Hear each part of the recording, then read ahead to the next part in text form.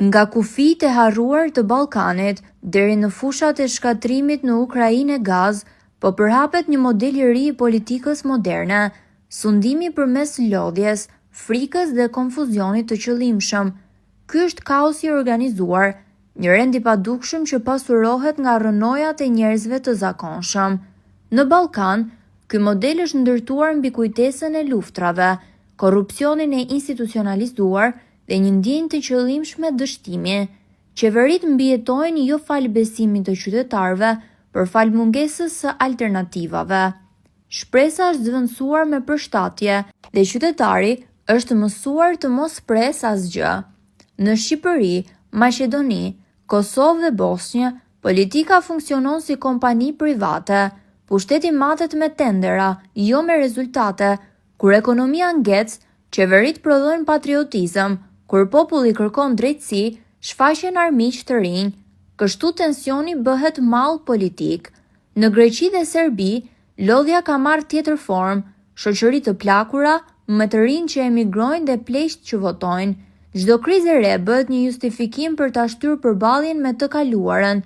Këto vende janë më viktima të historisë, por bashkautor të stagnimit. Ky është themeli i kaosit të organizuar. Krijo frikë, prodho konflikt dhe pastaj shite si rend. Qytetarët mbahen të zënë me jetesën e përditshme, ndërsa pas perdeve rrjedhin miliarda euro nga korrupsioni, pastrimi i parave dhe oligarkia e re. Në Ukrainë dhe Rusi, modeli është shndruar në maks të hapur.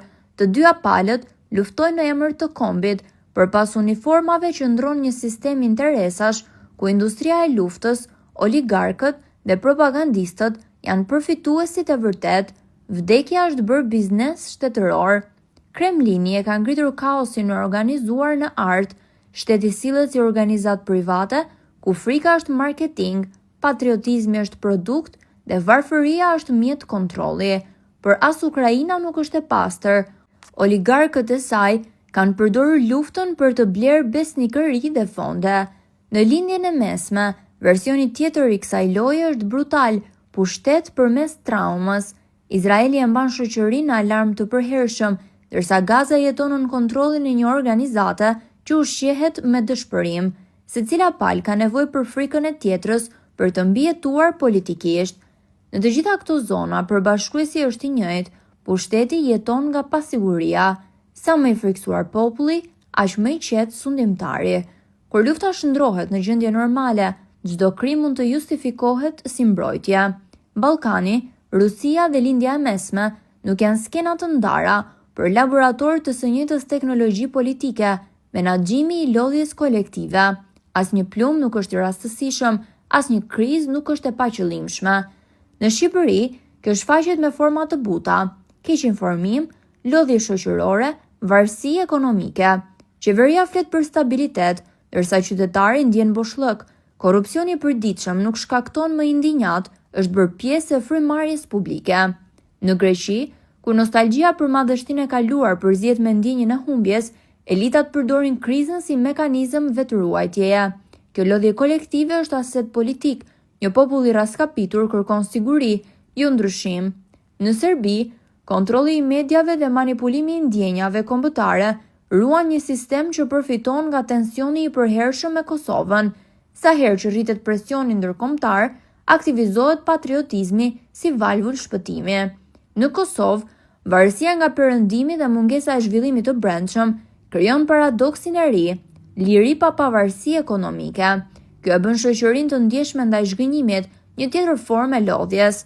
Në Bosnjë, korrupsioni dhe ndarjet etnike e kanë bërë shtetin një aparat burokratik që ekziston vetëm për të mos ndryshuar.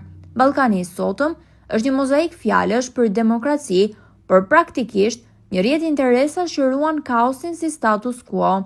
Në të gjitha këto vende, varfëria dhe emigracioni janë më shumë se pasoja, janë instrumente.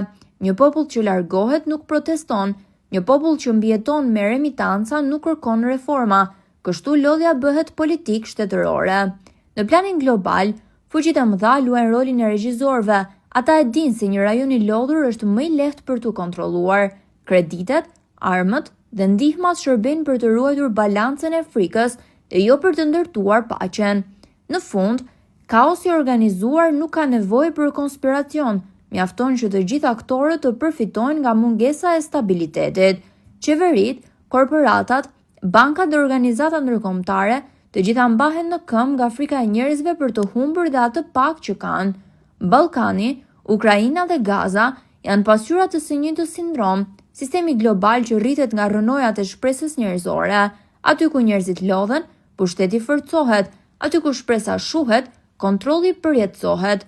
Në një botë ku lodhja është bërë strategji, zgjimi është akt i rebelimi dhe ndoshta Ballkani me plagët e tij të vjetra është vendi më i mirë për ta kuptuar se si fillon fundi i një epoke që jeton nga raskapitja e njerëzit. Nga Hysen Mataj.